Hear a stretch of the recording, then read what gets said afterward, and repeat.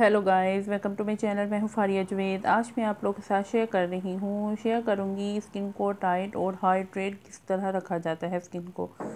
आप लोगों ने क्या करना है, सबसे पहले एक बाउल लेना है, उसमें आप लोगों ने रोज़ वाटर डालना है और एलोवेरा जेल डालनी है 1 चम्मच, और रोज़ वाटर डालना है आपने 4-5 चम्मच डालने हैं आपने।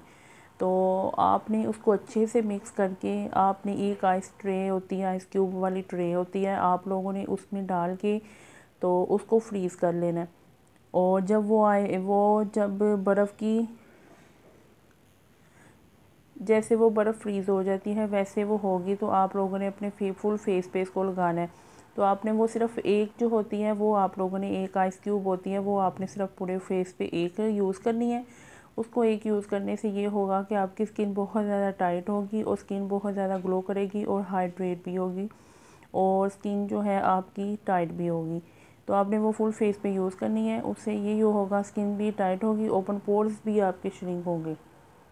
तो आप लोग उसको अगर विंटर में यूज़ करते हैं तो आपने उसमें 2 से 3 ड्रॉप ग्लिसरीन के ऐड करने हैं। तो वो सारी चीज़ें मिक्स करके ट्राई ज़रूर करें एक दफ़ा, बहुत अच्छे और इंस्टेंट इसके रिज़ल्ट होंगे।